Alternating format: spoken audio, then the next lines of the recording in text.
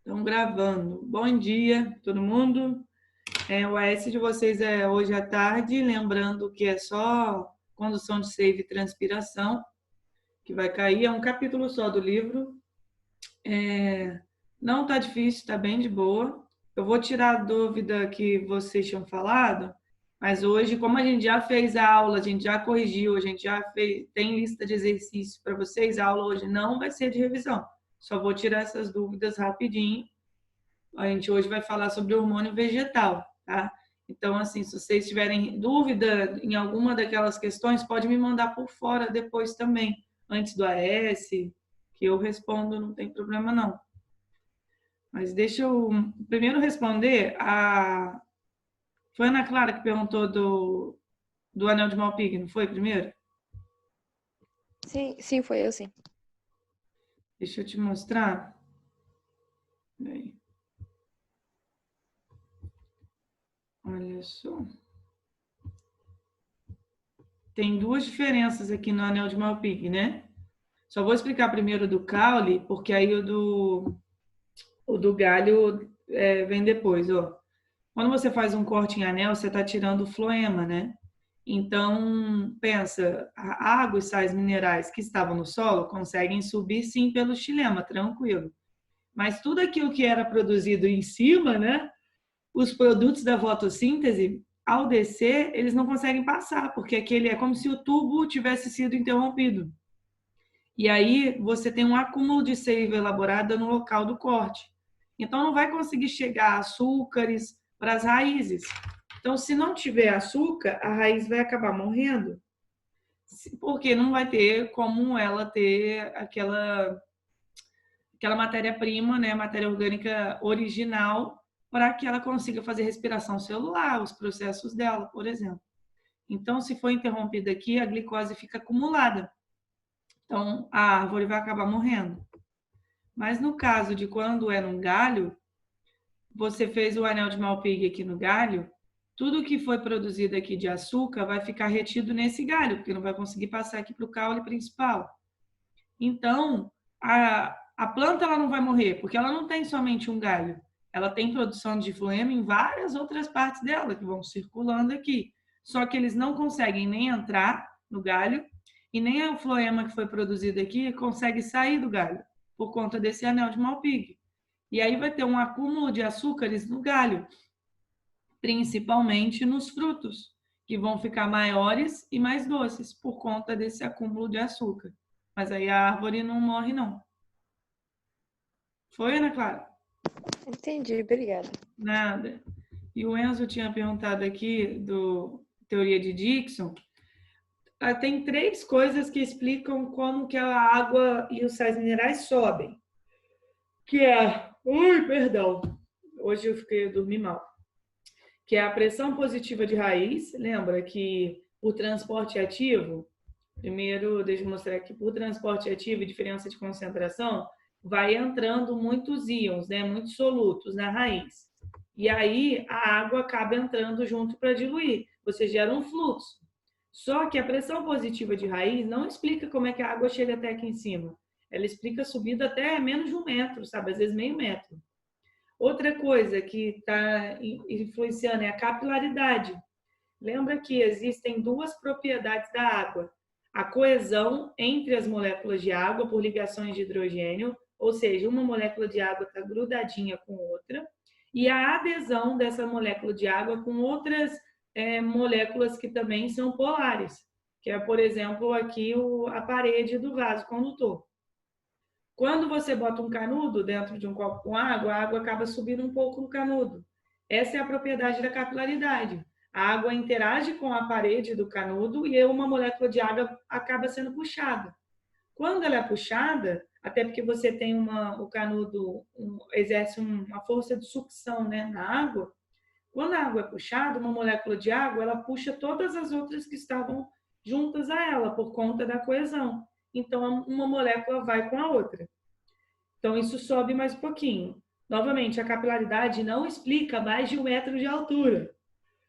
E aí, por fim, a teoria de Dixon, ou teoria da coesão-tensão, explica que a água ela vai subir, né, a seiva bruta ela vai subir, principalmente por conta da transpiração que acontece lá nas folhas. Aí dá uma olhada aqui, aqui é um zoom, tem um estômago aberto, a água está saindo na forma de vapor.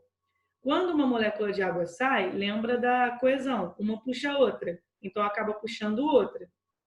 As células daqui, elas vão perdendo água, elas vão ficando super concentradas, porque elas perderam água. A água de células vizinhas vão entrar aqui para tentar diluir isso. Só que essa água vai continuar sendo puxada para fora, porque o estômago está aberto e uma molécula de água puxa a outra.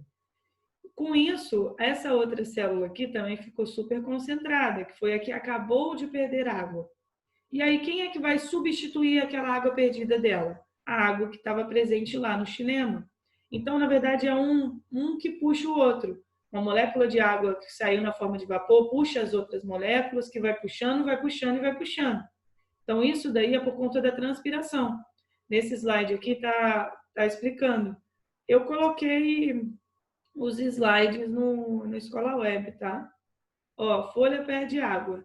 Aumenta a concentração de solutos aqui por conta da pressão osmótica. Ela absorve água das células vizinhas por osmose e estas absorvem água dos vasos lenhosos, criando uma diferença de pressão entre os vasos. A água é forçada a se deslocar. Então, assim, a transpiração é o que mais explica como que chega até lá em cima. Mas não quer dizer que a capilaridade e a pressão positiva de raiz não estejam acontecendo. Acontecem, mas elas sozinhas não conseguem explicar como que o xilema chega até lá em cima, tá? Ok? Ok, entendi. Obrigadão. Nada. Essa imagem aqui também é legal para mostrar, ó. Coesão e adesão e aqui. E no caso da condução de seiva elaborada, lembra que vai de um local mais concentrado de glicose para um local menos concentrado. E que a água do xilema ajuda a descer essa glicose até chegar no órgão de armazenamento e ela volta para o xilema depois. Tem esse experimento aqui, né? Então, gente, tá de boa, tá bem de boa, tá? O AS de vocês. São só 5 questões. Deixa eu só abrir o próximo slide.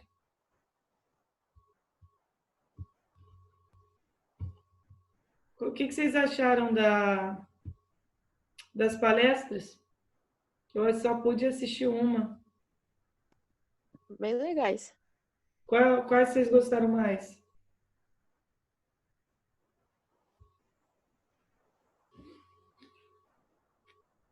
Eu gostei da engenharia de alimentos. Eu acho que todos ali são pessoas muito boas.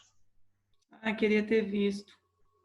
Queria ter visto de pedagogia, de medicina. Também achei o de veterinário melhor. Melhor de folha de veterinário, eu achei. O de pedagogia foi muito bom também. A médica teve um passado bem complicado. Nossa, não sabia. Vou procurar saber dela. Mas eu não pude ver. Estava dando aula em outros lugares. Aí do Daver. Ai, deixa eu beber uma aguinha. Olha só. Hoje a gente vai começar. A gente não termina esse capítulo, não. A gente vai começar falando sobre hormônios vegetais. E aí, eu quero perguntar para vocês se vocês já ouviram falar sobre isso, se vocês sabem o que é algum hormônio vegetal, se vocês nem sabiam que planta tinha hormônio, fala aí. Eu não sabia que planta tinha hormônio. Não sabia que planta tinha hormônio? E planta tem vários, a gente vai estudar só 5. Tem vários, com funções assim incríveis. De verdade, dentro da botânica, hormônio vegetal é o que eu acho mais legal. Mesmo, assim, tipo, eu gosto de dar aula de hormônio vegetal, porque a gente tem muito essa visão de que a planta é um negócio estático que só faz fotossíntese, né?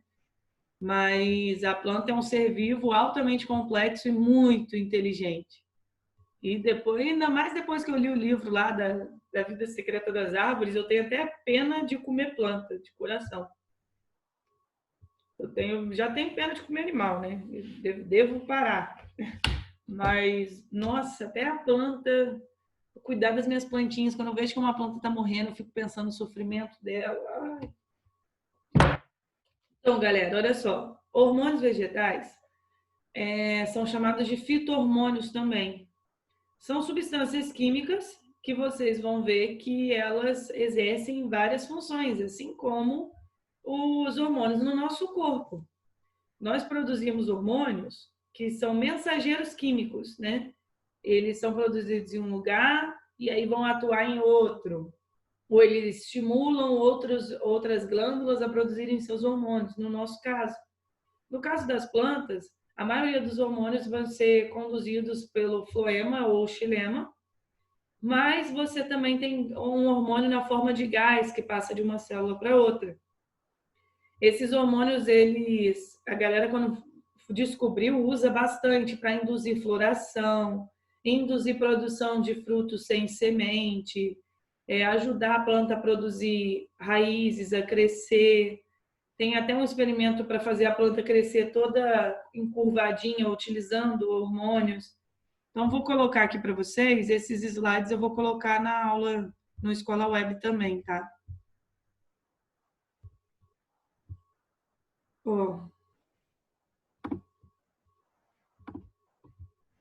Então, assim, como é que eles vão funcionar, né? Qual que é a função deles no geral? Eles basicamente ajudam no crescimento da planta e no desenvolvimento dela. Se ela vai formar frutos, se ela vai formar flores, se ela vai perder suas folhas agora ou não, se a semente vai germinar. E aí a gente pode dizer que eles podem ser estimuladores ou inibidores. Vocês vão ver que alguns hormônios têm função inibitória sobre outros, sobre algumas outras funções e partes do corpo. Essa primeira aula de hormônios, a gente só vai falar de auxina, porque a auxina é o hormônio principal que cai assim, todas as provas, se eu fosse escolher de olho fechado, Bianca, fale 2 hormônios que sempre caem em prova, quando é para falar de hormônio vegetal, auxina e etileno. São os 2 assim que mais caem. A auxina é o que mais tem função, mais tipo importante. Então, basicamente essa aula vai ser só sobre a auxina. Então, as auxinas, tem várias auxinas, mas a gente fala num modo no geral. É um ácido conhecido como ácido indolacético ou ácido indolil acético, mas a gente escreve ele como AIA. Vocês vão ver até que no livro de vocês tem imagem e tem falando aqui o ácido indol 3-acético e temos as auxinas sintéticas que a galera usa, um hormônio feito que é parecido com a auxina que vai desempenhar a mesma função na planta, que é o 2,4-D, que é o ácido diclorofenoxiacético e o ácido naftalenoacético. Cara, esses nomes vocês não precisam saber, tá? Só lembra de auxinas e o AIA. Onde que eles são produzidos, né? Lá no ápice caulinar, lá naquele topinho da planta, nos primórdios foliares, nas folhas jovens, nas flores, nos frutos e nas sementes também. E a principal função desses hormônios é estimular o alongamento da célula, ou seja, a célula esticar. Olha como que acontece. Aqui eu tenho uma célula que está mostrando a parede celular e a membrana plasmática. Demos um zoom. Aqui é a membrana plasmática, a parede celular. Tem uma proteína que bombeia prótons de hidrogênio. As auxinas, elas vão estimular essa passagem de prótons de hidrogênio para cá. O que as auxinas vão estimular fazendo isso? Vão fazer com que tenha a produção de expansinas que fazem abrir tipo espaço. Olha o nome, expansinas. Expande, né? Abre espaços na parede celular e a parede celular ela fica um pouquinho mais molinha, ao invés de ficar dura. Por conta disso, consegue entrar bastante água no vacúolo celular aqui, no vacúolo vegetal da planta, e essa parede celular ela vai esticando, a célula vai esticando. Então, a auxina estimulou fez com que a parede celular ficasse um pouco mais mole, mais maleável, e ela consegue esticar, porque entra água ali na célula e a célula vai crescendo. Então, quando a auxina está em contato com a célula, aquele hormônio chega ali, a célula acaba alongando. É isso que vocês precisam saber. E aí, isso vai depender de qual parte da planta tá. Então, eu coloquei aqui, vocês vão ver daqui a pouquinho, vai ter um gráfico explicando como que essa auxina estimula no crescimento da raiz ou do caule, a concentração de auxina influenciando em cada um deles. Então, até agora, a auxina chegou ali, fez a parede celular alongar, expandir, e a célula, por conta disso, ela alonga também. Ok até aqui? Oi? Olha só, quando a gente fala de funções, a auxina está muito envolvida no crescimento de alguns órgãos, como a raiz e o caule. Só que diferentes concentrações estimulam diferentes tipos de crescimento ou inibição. Vamos entender esse gráfico aqui. Você tem esse eixo aqui, que é mostrando a concentração de IA. Aqui para cima é a porcentagem de indução e aqui para baixo é a porcentagem de inibição.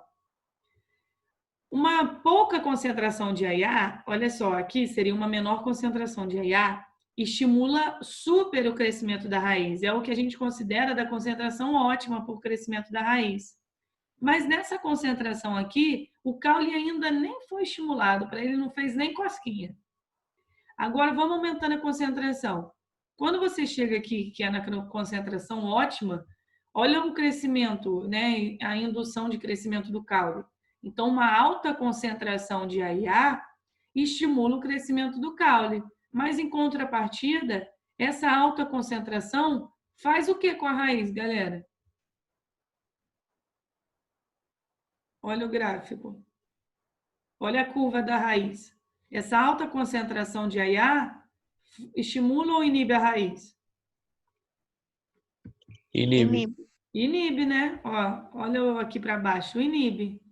Então, diferentes concentrações do hormônio vão fazer diferentes coisas nas raízes ou no caule. Pouco AIA, a raiz cresce. Se tiver muito AIA, a raiz não cresce. Pouco AIA, eu vou falar sempre AIA, tá? Que é mais fácil. Pouco AIA não faz nada com o caule. Muito AIA estimula o caule, mas muito até certo ponto. Tá vendo que depois, quando você vai aumentando mais, olha a inibição de crescimento do caule também. Então, a concentração estimula de formas variadas a raiz e o caule. Ok? Aqui, alguém tem alguma dúvida?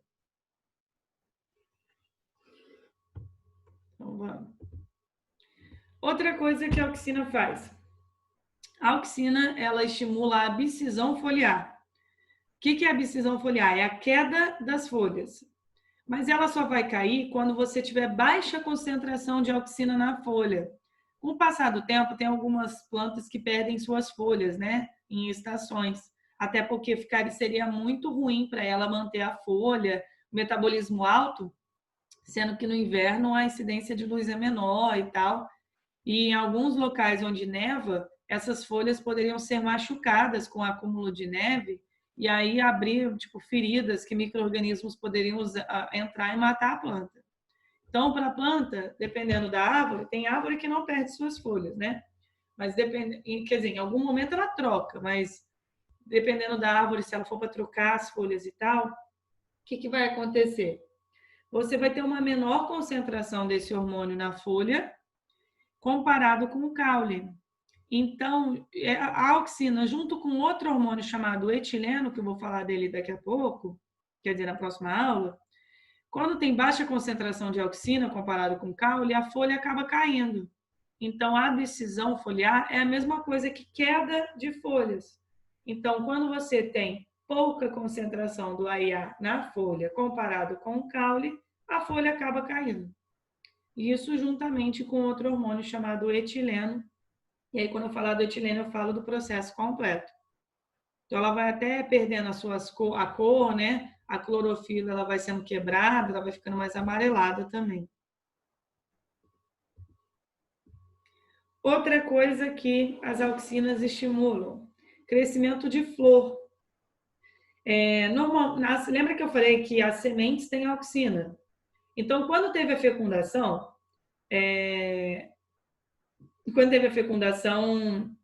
a semente estava com foi formada a semente tem muita auxina, essa auxina estimula o crescimento do ovário. Então, quando a gente estava falando de fruto, lembra que eu falei que fruto verdadeiro é aquele que o ovário vai dilatando, né, crescendo, crescendo, crescendo e fecha tudo. O fruto verdadeiro é o próprio ovário desenvolvido. E ele só teve um aumento da parede do ovário, né, espessura ali, por conta da auxina. Então, a auxina estimula tanto o crescimento da flor, tá? Então, a flor crescendo, porque tem muito AIA no ovário, assim como a formação de frutos.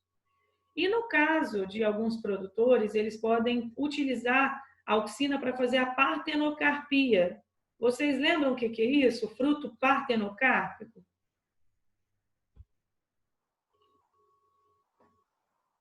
Eu falei, quando a gente falou de frutos, eu falei que a banana é um fruto partenocárpico. Falei, deixa eu ver qual mais que é fruto partenocárpico. Que os óvulos não são fecundados? Isso. Ou são atrofiados, alguma coisa assim? Isso, eles não são fecundados, mas o fruto se desenvolve mesmo assim. Então, alguns produtores podem utilizar, inocular a planta com auxina para induzir a partenocarpia. E aí você vai ter a formação de um fruto sem semente. Porque o AIA vai estimular o ovário a se desenvolver mesmo sem fecundação. Lembra, aqui nesse caso de cima, o ovário consegue se desenvolver porque a semente tem muito AIA. E aí passa a auxina para a parede do ovário.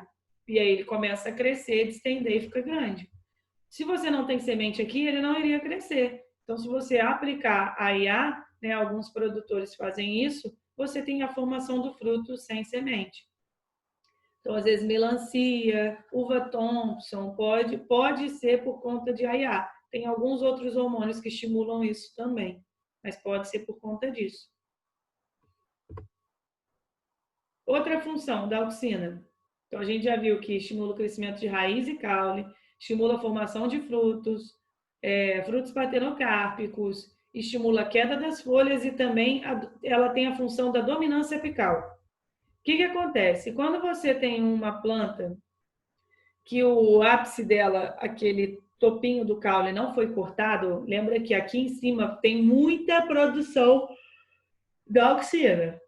Muita produção de auxina aqui em cima. O que acontece? Quando tiver esse caule aqui, as gemas laterais, ou chamadas axilares, elas não conseguem se desenvolver. Elas ficam inibidas. Por isso que a gente fala que é a dominância apical. Enquanto tiver o ápice do caule com auxina, as gemas laterais elas não se desenvolvem. Só que, vamos supor que uma pessoa cortou o ápice lá da planta, o topinho da planta. Aí sim, isso vai estimular o desenvolvimento lateral. Então, as gemas laterais, elas conseguem se desenvolver produzindo novos ramos. Isso é o princípio da poda. Quando você quer ter uma planta que tenha muito mais galhos para o lado, você tem que podar em cima. E aí, no mestrado, eu tinha mudas de laranja e limão, né? E eu tinha que colocar essas mudas dentro de gaiolas de tamanho certo. Então, eu comprava as mudas de um certo tamanho, se eu deixasse elas na estufa, elas iam crescer, crescer, crescer. Elas não iam caber dentro da gaiola. Então, eu podava em cima para que elas não crescessem mais para cima. E isso estimulava o desenvolvimento de gemas laterais. Ou seja, eu estava tirando o topo onde tem a auxina e aí as gemas laterais elas saem da sua dormência, elas conseguem se desenvolver. Até por conta de um outro hormônio chamado Professora, citocina. Oi? A auxina produzida pela gema apical, ela inibe o crescimento das gemas laterais? Isso mesmo. E ela inibe. Enquanto tiver a gema apical lá com muita auxina, as gemas laterais não se desenvolvem. Caso aconteça um corte ou, sei lá, um herbívoro comeu, né, a parte ali de cima da planta, aí não vai ter mais tanta auxina. Aí as gemas laterais conseguem se desenvolver. Mas claro que isso não é para sempre, né? Cortei uma vez e a planta vai parar de crescer. Ela consegue se se renovar depois a quantidade de auxina produzida lá, tá? Mas é depois de um tempo. Aí tem dominância apical de novo. Então, enquanto tiver auxina no ápice, as gemas laterais não se desenvolvem. E aí eu podava as minhas mudas de laranja, porque eu trabalhava com pulgão, e pulgão adora um ramo novo. Se você for olhar um pé de laranja e limão, onde tiver folhinhas novas, você sempre vai achar pulgão, que é onde que ele mais gosta, é mais fácil, mais maleável para ele se alimentar da seiva. E desenvolvia crescimento lateral. Então, as pessoas usam isso como princípio da poda. Ok? Só lembrar que faltam 5 minutos aqui, antes que eu esqueça, depois vocês clicam para voltar no mesmo link. Aí, agora, vou mostrar para vocês, basicamente, as funções que mais caem em prova sobre a auxina, que são os tropismos. Tropismo nada mais é do que um crescimento direcionado a alguma fonte de estímulo. Por exemplo, fototropismo é um crescimento direcionado à luz. Gravitropismo, ou chamado antigamente de geotropismo, crescimento em resposta à própria gravidade. E tem o tigmotropismo, que é o crescimento em resposta ao toque. Alguns de vocês já repararam se tem uma planta dentro de casa que ela cresce torta, indo na direção da janela? Ou vocês já viram alguma planta crescendo torta, direcionada à luz? Ou vocês nunca viram isso? Tem uma... Deixa eu ver que alguém mandou no chat. Já. Então, tem uma árvore lá no Aventureiro, se não me engano, lá em Ilha Grande, que o coqueiro cresceu totalmente deitado e depois ele cresceu assim para cima. Isso é tudo por conta de luz. A luz estimula muito o crescimento da planta, tanto que se uma planta sua está crescendo torta, é só você ir virando o vaso, que aí ela vai crescer mais alinhada. Por quê? Vamos entender primeiro o fototropismo, o que acontece? Para entender o fototropismo, a gente tem que lembrar aquele gráfico de crescimento de raiz e do caule. Eu posso dizer que a raiz tem fototropismo chamado negativo, ou seja, ela cresce contrária à luz. Já o caule tem fototropismo positivo, cresce a favor da luz. Então, vamos olhar primeiro aqui do caule, o que vai acontecer. Nessa primeira experiência, a luz solar está vindo incidindo de cima, tá? No caule, bem ali em cima. Lembra que no ápice do caule tem bastante AIA. Esse hormônio, ele é fotofóbico. Isso quer dizer que ele foge da luz. Então, se a luz está incidindo aqui em cima, ele vai começar a descer aqui para baixo. Ele vai entrar em contato com a parede celular das outras células, por onde ele vai descendo, ó. Dá uma olhada nessa imagem aqui.